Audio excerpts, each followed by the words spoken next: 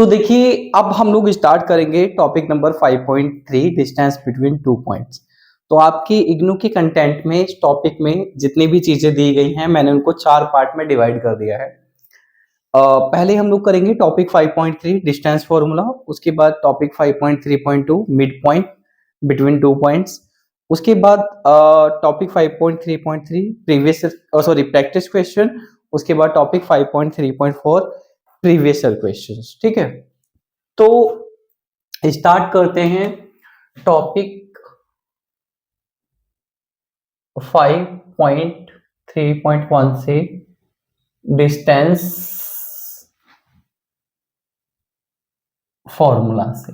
ठीक है, हम लोग ये मान के चलते हैं कि आपके पास एक पॉइंट है, पॉइंट है ए।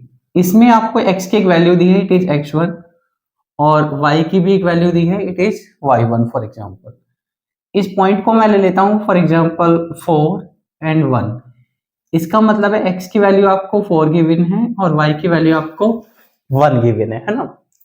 इसके बाद हम एक पॉइंट लेते हैं b, और b पॉइंट है आपका x2, इसको नाम दे दिया है, और ये है y2, और ये वैल्यू है फॉर एग्जांपल आपकी 7, और ये वैल्यू है फॉर एग्जांपल आपकी 5। हमने ये इनको नंबर दे दिए हैं।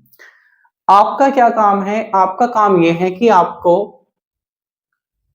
कैलकुलेट करना है distance between point A and point B. तो ये जो हमने लिखा है distance between point A and B को, हम इसको मैथ में शॉर्ट फॉर्म में ऐसे लिख सकते हैं, डी ए कोमा बी, या फिर ये डंडे का निशान ए माइनस बी, आप इसको ऐसे लिख सकते हो।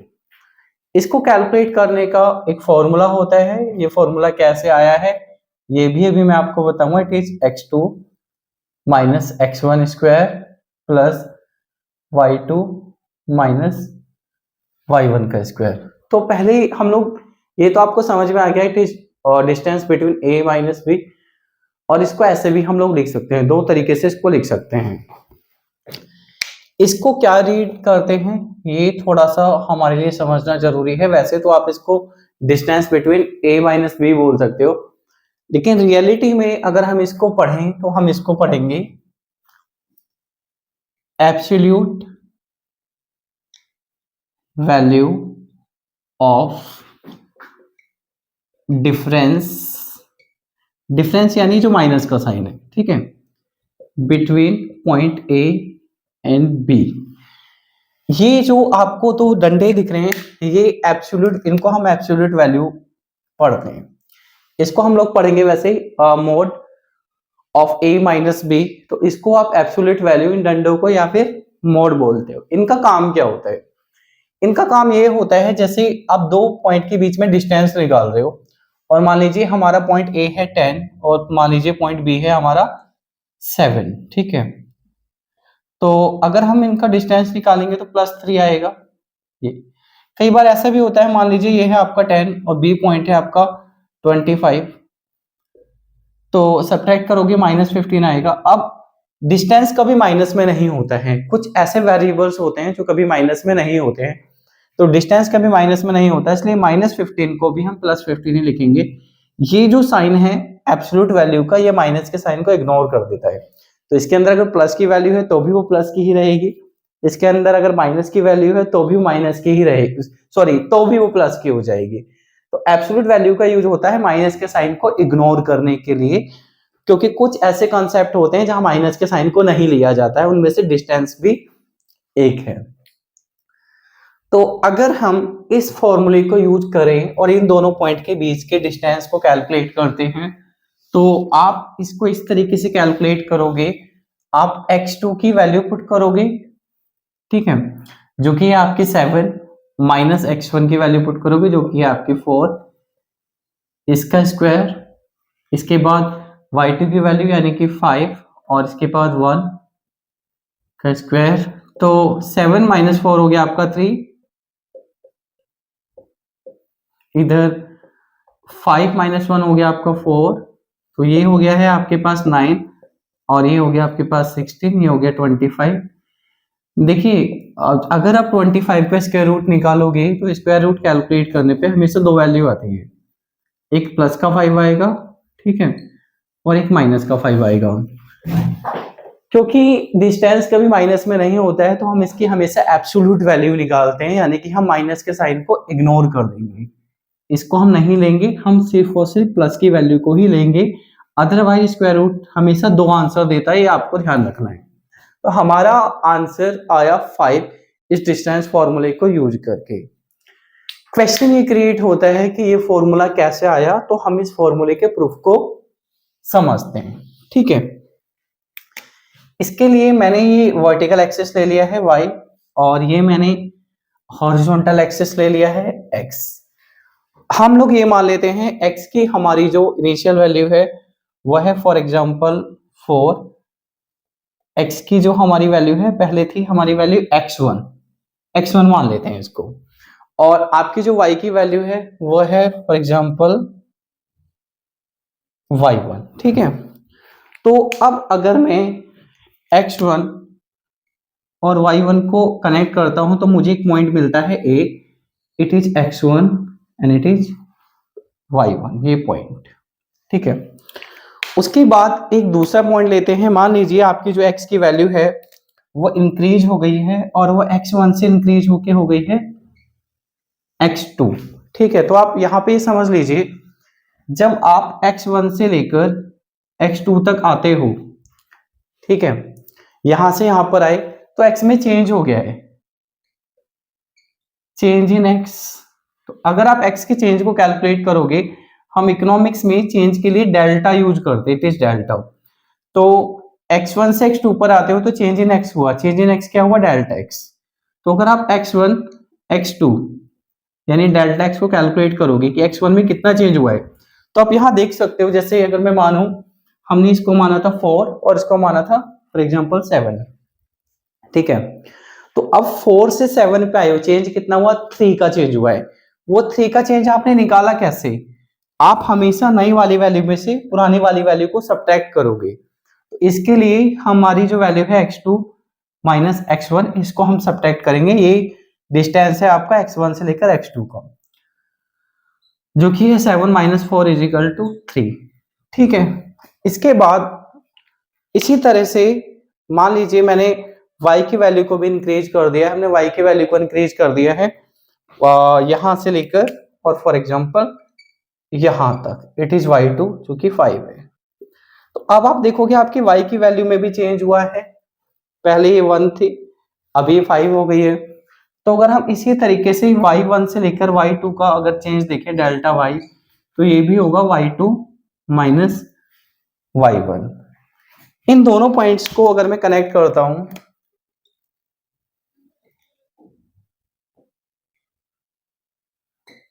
तो ये मेरे पास पॉइंट आ गया है B, it is x2 and y2।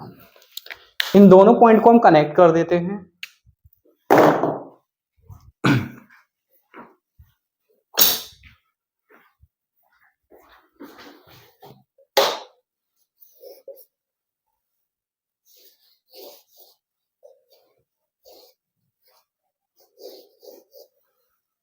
ठीक है, तो हमने दोनों पॉइंट को कनेक्ट करा, हमारे पास एक लाइन आ गई है ए बी।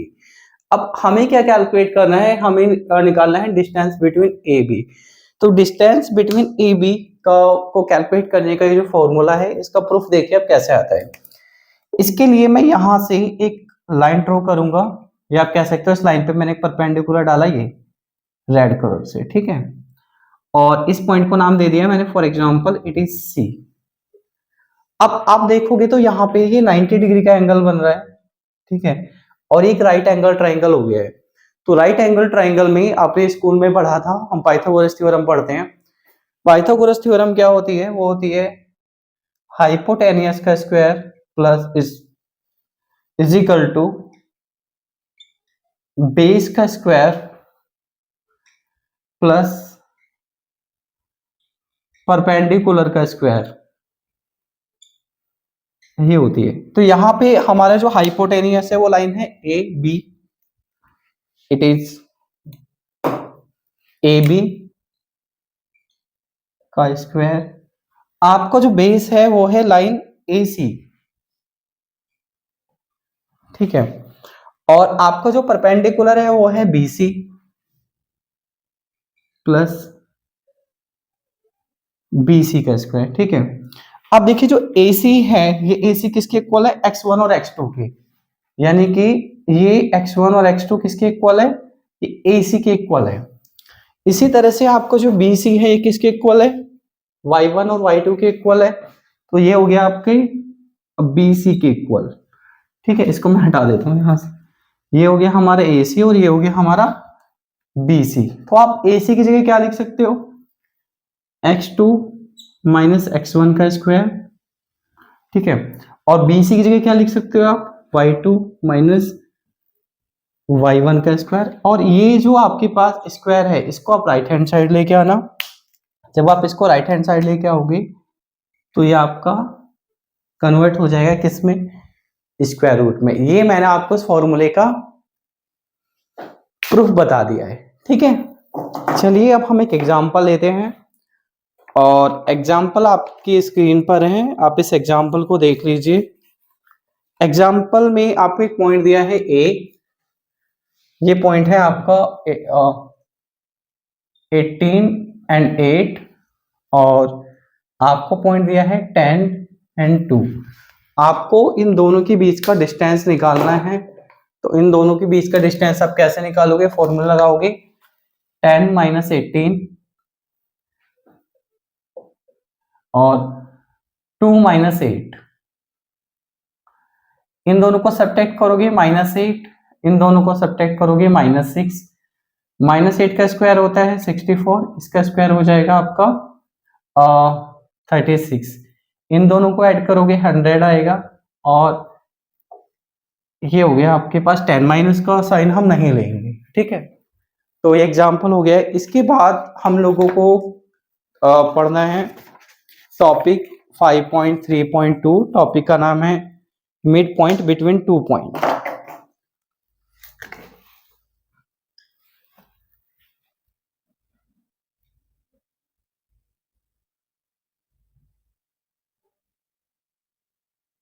बिटवीन 2 पॉइंट्स, ठीक है। जैसे अब मान लीजिए आपके पास ये ए पॉइंट और बी पॉइंट है, आप इसके बीच में एक पॉइंट कैलकुलेट करना चाहते हो, हम इसको पी से डिनोट कर देते हैं, और आप ये देखना चाहते हो इस पॉइंट पे एक्स की वैल्यू क्या होगी और वाई की वैल्यू क्या होगी। तो ये एक्स की वैल्यू हो गई है, ये वाई की वैल्यू हो गई है। तो इसको हमारे पास जो कैलकुलेट करने का फॉर्मूला होता है वो सीधा सिंपल सा फॉर्मूला है। आप x की वैल्यू कैलकुलेट करोगे ऐसे x1 plus x2 divided by 2, यानी इन दोनों को ऐड कर दो। तो अगर हम इसी एग्जांपल को कंटिन्यू करें, अभी मैं इसको इरेज यहां से, ठीक है। तो अगर हम इसको कंटिन्यू करें यहाँ पे तो x1 और x2 हो गया आपका 10 plus 18 divided by 2 is equal to 28 divided by 2 is equal to 14।